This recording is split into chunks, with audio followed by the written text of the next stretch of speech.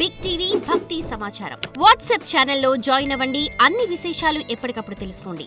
Big TV ప్రేక్షకులందరికీ నమస్కారం. ఆరోగ్యమే మహాభాగ్యం. ఆరోగ్యాన్ని మించినటువంటి సంపద ఇంకొకటి లేదు. మరి ప్రస్తుత వర్తమాన పరిస్థితుల్లో అనారోగ్యాన్ని తొలగించుకొని ఆరోగ్యంగా ఉండేందుకు ఒక హెల్దీ లైఫ్ స్టైల్ని మనం ఏర్పాటు చేసుకోవాల్సిందే. మంచి డైట్ తీసుకోవాల్సిందే, ఎక్సర్సైజెస్ చేయాల్సిందే, వాకింగ్ చేయాల్సిందే. తర్వాత ప్రకృతితో కనెక్ట్ అవ్వడం వలన మనలో ఉన్నటువంటి నెగిటివిటీ కానీ టాక్సిన్స్ కానీ తొలగిపోయి మనం చాలా ఆరోగ్యంగా ఉంటాము. కానీ ఈరోజు ఫిజికల్ ఎక్సర్సైజెస్ చేస్తున్నా, హెల్తీ డైట్ తీసుకుంటున్నా, ఫ్రూట్స్ వెజిటబుల్స్ తీసుకుంటున్నా, మనస్సులో ఉన్నటువంటి రకరకాల ఒత్తిడి సంఘర్షణ కారణంగా ఈరోజు షుగర్ నార్మల్ అయిపోతుంది, బీపీ నార్మల్ అయిపోతుంది, థైరాయిడ్ నార్మల్ అయిపోతుంది, ఈ ఎస్బిహెచ్ బ్యాంక్ అనేది నార్మల్ అయిపోతుంది. అదే షుగర్, బీపీ, హైపోథైరాయిడిజం లేదా హార్ట్ అటాక్స్ అనేవి నార్మల్ అయిపోతూ ఉన్నాయి. అన్ని అనారోగ్యాలకి మూల కారణము మన మనస్సే. ఎప్పుడైతే మనము ఈ విషయాన్ని అర్థం చేసుకుంటామో అప్పుడు మనము ఆరోగ్యంగా ఉండగలం. మరి 3 అలవాట్లని మన జీవన విధానంలో, మన జీవన శైలిలో పెట్టుకోవడం ద్వారా మనం ఇంకా ఆరోగ్యంగా ఉండగలము. ఈరోజు మనం ఎంతోమందిని చూస్తూ ఉన్నాం. ఉప్పు ఎక్కువగా తినటం వలన కాదు బీపీ వచ్చేది. చిన్న చిన్న విషయాలకే కోపంలోకి రావడం వలన, ఆవేశంలోకి రావడం వలన, కంపారిజన్ కాంపిటీషన్ నేచర్ వలన మన లోపల ఉన్నటువంటి ప్రతి ఆర్గాన్ కూడా ఎఫెక్ట్ అయిపోతూ బీపీ వస్తుంది. అలాగే షుగర్ ఎక్కువగా తినడం వలన కాదు షుగర్ వ్యాధి వచ్చేది. ఎవరైతే బాగా స్టబోన్ మొండిగా ఉంటారో, చెప్పిన మాట వినరో, అటువంటి వాళ్ళు లోపల మొండిగా ఉన్నంతసేపు సంతోషంగా ఉండలేరు, అందరితోనూ కలవలేరు, హ్యాపీగా ఆనందంగా ఉంటూ వాళ్ళ ఫీలింగ్స్ని ఏమీ కూడా షేర్ చేసుకోలేరు. ఎప్పుడైతే మనము హ్యాపీగా ఉండలేమో అప్పుడు మన జీర్ణ వ్యవస్థ మీద అది చాలా ప్రభావాన్ని చూపుతుంది. కాబట్టి సంతోషమే సొగం బలం, సంతోషమే ఔషధం. కాబట్టి ఈ స్టబోన్ మొండి నేచర్ వలన షుగర్ వ్యాధి కలుగుతుంది. అలాగే ఈరోజు మనం చాలామందిని చూస్తూ ఉన్నాం హార్మోనల్ ఇంబ్యాలెన్స్. సైన్స్ ఏం చెప్తుంది అని అంటే మనం ఎంత ఆనందంగా ఉంటామో, మనం ఎంత సంతృప్తిగా ఉంటామో అంతగా మన హార్మోన్స్ అనేవి చక్కగా పనిచేస్తాయి. అందుకనే భగవంతుణ్ణి ఆనంద సాగరుడు, పరమానంద సాగరుడు, ఆ గర్భగుడిని కూడా ఆనంద నిలయము అని అంటారు. అంటే మనము బ్రహ్మ ముహూర్తంలో లేచి ఆనందాన్ని ఎంతగా పరమాత్ముడి నుంచి మనం నింపుకుంటూ ఉంటామో అంతగా హార్మోనల్ ఇంబ్యాలెన్స్ అనేది రెక్టిఫై చేసుకొని తగ్గించుకోవడానికి చాలా అవకాశాలు ఉన్నాయి. మరి ఏం చేయాలన్నా కూడా శక్తి కావాలి కదా, మానసిక శక్తి ఉండాలి, విల్ పవర్ ఉండాలి కదా. సో ఇటువంటి మనస్సులో ఉన్నటువంటి ఈ బలహీనతల కారణంగానే ఇది మన శారీరక ఆరోగ్యం మీద ఎంతో ప్రభావాన్ని చూపుతుంది. మరి హెల్దీ లైఫ్ స్టైల్ని మన జీవన విధానంలో మనము తయారు చేసుకున్నప్పుడు ముఖ్యమైనటువంటి 3 అలవాట్లు ఉండాలి. ముఖ్యంగా మనస్సు దేనికి ఎక్కువగా ప్రభావితం అవుతుంది అని అంటే, మనం ఈ కళ్ళతో ఏదైతే చూస్తూ ఉంటామో, చెవులతో ఏదైతే వింటూ ఉంటామో, ఈ కర్మేంద్రియాల ద్వారా, సెన్స్ ఆర్గాన్స్ ద్వారా ఏ ఇన్ఫర్మేషన్ని మనం తీసుకుంటున్నామో దాన్ని బట్టే మన ఎమోషనల్ హెల్త్, దాన్ని బట్టే మన మెంటల్ హెల్త్ అనేది ఉంటుంది. ఈరోజు మనం చూస్తున్నాం కదా, ఇన్ఫర్మేషన్ ఎక్కువైపోతూ ఉంది. అది సోషల్ మీడియా కావచ్చు, ఫేస్బుక్ యా ఇన్స్టాగ్రామ్ కావచ్చు, కంటెంట్ ఎక్కువైపోతూ ఉంది. మరి మనం కళ్ళ ద్వారా నెగిటివ్ ఇన్ఫర్మేషన్ చూస్తూ, చెవుల ద్వారా నెగిటివ్ ఇన్ఫర్మేషన్ మనం విన్నప్పుడు అది మన మనస్సుని చాలా ప్రభావితం చేస్తుంది. సో అలా విన్నప్పుడు మన మనస్సు తొందరగా అశాంతికి గురి అవుతుంది. మరి ఇక్కడ మనం చేసుకోవలసినటువంటి మొదటి అలవాటు ఏంటి అని అంటే సైలెన్స్ అండ్ మంచి పాజిటివ్ ఇన్ఫర్మేషన్ని వినటం. అయితే మనము అన్ని పనులు చక్కబెట్టుకుంటూనే, వ్యాపారం చేస్తూనే, తర్వాత ఉద్యోగం చేస్తూనే మరి మన యొక్క నెగిటివ్ ఎమోషన్స్ని తగ్గించుకొని ఆరోగ్యంగా ఉండడం కోసము మనం ఎలాంటి మెంటల్ డైట్ తీసుకుంటున్నాం, ఎలాంటి ఎమోషనల్ డైట్ తీసుకుంటున్నాం అనే దాని మీద ఆధారపడింది. ఎక్కువ నెగిటివ్ ఇన్ఫర్మేషన్ని మనం కన్జ్యూమ్ చేసామనుకోండి, రకరకాల సాధనాల ద్వారా, సోషల్ మీడియా ద్వారా, పేపర్ ద్వారా తొందరగా ఎమోషనల్గా కొలాప్స్ అయిపోతూ ఉంటాం, తొందరగా ఆవేశంలోకి వచ్చేస్తాము, తొందరగా అశాంతి అయిపోతాము. ఇది మన జీవితాన్ని చాలా ప్రభావితం చేస్తుంది. అలా కాకుండా మనం సత్సంగానికి వెళ్ళినప్పుడు, ఉదయాన్నే మంచి పుస్తకాలు చదివినప్పుడు, మంచి ఇన్ఫర్మేషన్ విన్నప్పుడు, ఎవరైనా మనల్ని డిస్టర్బ్ చేసినా, ఎవరైనా మనల్ని మూడ్ ఆఫ్ చేసినా, వెంటనే మనం విన్న జ్ఞానము, మనం విన్న ఇన్ఫర్మేషన్ మన మనస్సులో వెంటనే అరైజ్ అవుతుంది.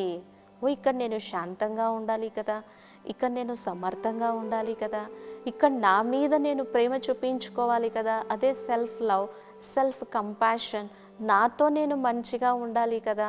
ఓకే, ఇక్కడ విషపూరితం లాంటి పరిస్థితులు వచ్చినా కూడా భగవంతుని యొక్క సహాయంతో నేను ధైర్యంగా ఉండగలను. ఇటువంటి మంచి ఇన్ఫర్మేషన్, మంచి మాటలు మనం విన్నామనుకోండి, అవి మన ఆలోచనలుగా మారుతాయి. పరిస్థితి వచ్చినప్పుడు మనం వాటిని ధైర్యంగా ఎదుర్కొని నిలబడగలం.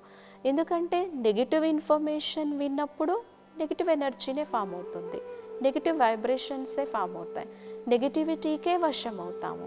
మంచి positive, pure, highly elevated information విన్నప్పుడు అది మన మనస్సు మీద చాలా ప్రభావితం చూపుతుంది. ప్రతి విషయంలోనూ నేను చాలా మొండిగా వ్యవహరించకూడదు.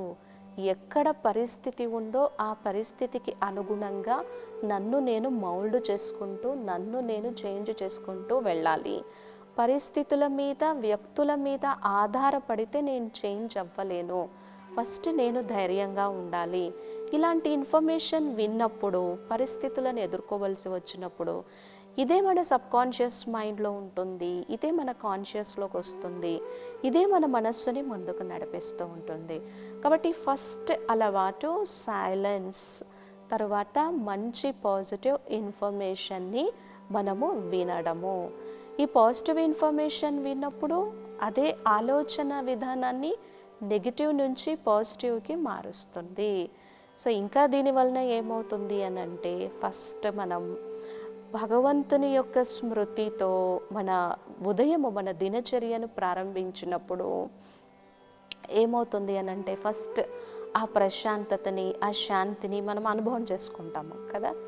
తరువాత ఎక్కువగా మైండ్ పొల్యూట్ అవడానికి, మైండ్ నెగిటివ్ అవడానికి కారణం ఏంటి అని అంటే, ఇతరులలో ఉన్నటువంటి లోపాలని, అవగుణాలని చూసినప్పుడు ఆ నెగిటివిటీ మనం ఆలోచన చేస్తున్నప్పుడు ఫస్ట్ అది మన మనస్సు మీద చాలా ప్రభావం చూపుతుంది. నేను బాగా కోపంలోకి వచ్చాను, 10 మంది మీద అరిచాను. ఆ 10 మంది ఎలా రియాక్ట్ అవుతారో తర్వాత సంగతి. ఫస్ట్ నేను 10 మంది మీద అరిచాను కాబట్టి ఫస్ట్ అది నా మనస్సు మీద తీవ్రమైనటువంటి ప్రభావాన్ని చూపుతుంది. మొండిగా వ్యవహరిస్తున్నాను, ఎవ్వరు చెప్పింది వినడం లేదు. సో అప్పుడు మైండ్లో ఎక్కువ నెగిటివ్ థింకింగే ఉంటుంది, హ్యాపీనెస్ ఉండదు. సో ఇక్కడ మొండిగా ఉండకూడదు. కొద్దిగా మనుషుల్ని, వ్యక్తుల్ని కలుపుకుంటూ, పరిస్థితులన్నీ ఎదుర్కొంటూ వెళ్ళాలి అన్న ఇన్ఫర్మేషన్ విన్నప్పుడు అటువంటి థాట్సే క్రియేట్ అవుతూ ఉంటాయి. కాబట్టి first silence and next positive information. ఇక రెండవది వచ్చేసి సెల్ఫ్ లవ్, సెల్ఫ్ కంపాషన్. ఇది చాలా అవసరం. ఎందుకంటే ఇప్పుడు మనల్ని ఎవరైనా సరే అవమానపరిచారనుకుందాం, లేదా ఇన్సల్ట్ చేశారనుకుందాం, అప్పుడు నిజంగా వాళ్ళు ఒక్కసారే చేసి వెళ్తారు. మనం కూర్చొని ఏం చేస్తాము, దాన్ని పదే పదే పదే పదే మనసులో చింతన చేస్తూ ఉంటాం, ఆలోచిస్తూ ఉంటాం, దిగులు పడుతూ ఉంటాము. వాళ్ళని క్షమించలేము, మనల్ని మనం క్షమించుకోలేము. కాబట్టి ఇక్కడ ఏం కావాలి మనకి, సెల్ఫ్ లవ్, సెల్ఫ్ కంపాషన్. ఇది నా మనస్సు, నా మనస్సులో వచ్చేటువంటి ఆలోచనలు నాకు అనుకూలంగా ఉండాలి, శ్రేయస్కరంగా ఉండాలి, ఉత్తమోత్తమంగా ఉండాలి. ఇక నన్ను నేను ఎంతో శాంతపరచుకోవాలి, నా మీద నాకు ప్రేమ ఉండాలి. నన్ను ఎక్కువగా నేను నెగిటివ్ థాట్స్తో ఆ సెల్ఫ్ ఇన్ఫ్లిక్టెడ్ పెయిన్, నన్ను నేను ఎక్కువగా హర్ట్ చేసుకోవద్దు, నన్ను నేను ఎక్కువగా టార్చర్ చేసుకోవద్దు. ఇక్కడ కావాల్సింది ఏంటి? రియలైజేషన్ ఉండాలి. మన మీద మనకి సెల్ఫ్ కంపాషన్, సెల్ఫ్ లవ్ ఉండాలి. ఎప్పుడైతే మన భావాలని, మన అభిప్రాయాలని మనం గౌరవిస్తూ మనతో మనం మంచిగా ఉంటూ ఆ ప్యూర్ పాజిటివ్ వైబ్రేషన్స్ని క్రియేట్ చేసినప్పుడు, ఈరోజు మనం అడుగుతూ ఉన్నాం కదా, కొంచెం ప్రేమించండి, కొద్దిగా స్నేహం ఇవ్వండి, కొద్దిగా గౌరవాన్ని ఇవ్వండి, కొంచెం మర్యాద చూపించండి. ఇట్లాంటివన్నీ జరిగినప్పుడు బాధపడుతూ ఉంటాం. అలాగే మనం మధ్యలో మాట్లాడుతున్నాం అనుకోండి, ఒక మంచి డిస్కషన్ చేస్తున్నాం, ఒక మంచి టాపిక్ మీద మనం సంభాషణ చేస్తూ ఉన్నాం, మధ్యలో ఎవరైనా లేచి వెళ్ళిపోయారనుకోండి, మనం హర్ట్ అవుతాం, వాళ్ళ మీద ఇంకెంతో నెగిటివిటీ పెట్టుకుంటాం. ఇలా చేయకూడదు కదా, ఇలా వ్యక్తిత్వం ఉండకూడదు కదా అనుకుంటాం. అక్కడ కూడా మనకి మన మీద సెల్ఫ్ లవ్ ఉండాలి. ఎప్పుడైతే మనల్ని మనం ప్రేమించుకుంటామో ఇతరులని కూడా ప్రేమించగలం. అక్కడ మనం ఎలా అర్థం చేసుకోగలం? వాళ్ళకి ఏ అవసరం ఉందో, వాళ్ళకి మన మీద చాలా రెస్పెక్ట్ ఉంది అని వాళ్ళని కూడా మనం ఒక మంచి దృష్టితో చూడగలం. ఈ హర్ట్ అయ్యేటువంటి ఫీలింగ్స్ నుంచి మనల్ని మనం రక్షించుకోగలం. ఎప్పుడైతే మన మీద మనకి సెల్ఫ్ లవ్ ఉంటుందో, సెల్ఫ్ కంపాషన్ ఉంటుందో, అప్పుడు మనల్ని మనం తక్కువగా హర్ట్ చేసుకుంటాం, తక్కువగా బాధపడతాం. ఎవరైనా మనల్ని విమర్శించినప్పుడు కూడా ఎక్కువ సెల్ఫ్ ఇన్ఫ్లిక్టెడ్ పెయిన్ అనేది క్రియేట్ చేసుకోకుండా ఉంటాము.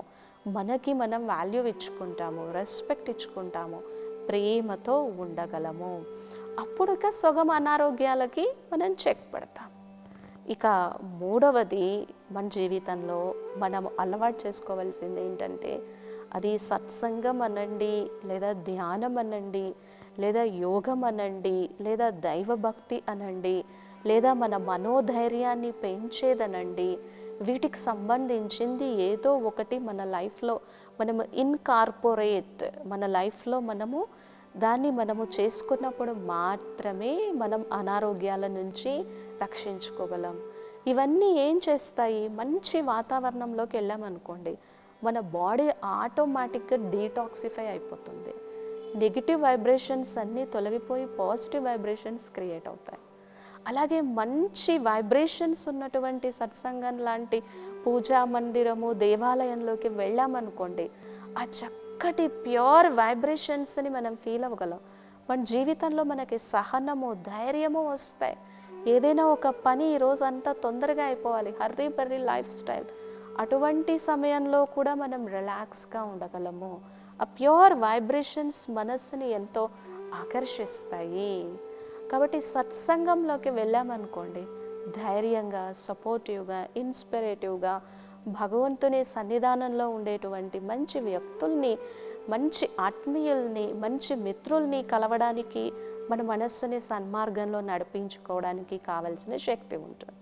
అలాగే మన డిస్ట్రాక్షన్స్ అన్నింటినీ తగ్గించుకోవడానికి అవకాశం ఉంటుంది. ఏదైనా ఒక పదార్థం చూడంగానే వెంటనే కంట్రోల్ తప్పి తినకుండా డిస్ట్రాక్షన్స్ని తగ్గించుకొని చాలా ఆనందంగా ఉండడానికి ఉంటుంది. కాబట్టి ఫస్ట్ వన్ సైలెన్స్ లేదా పాజిటివ్ ఇన్ఫర్మేషన్ తీసుకోవటము.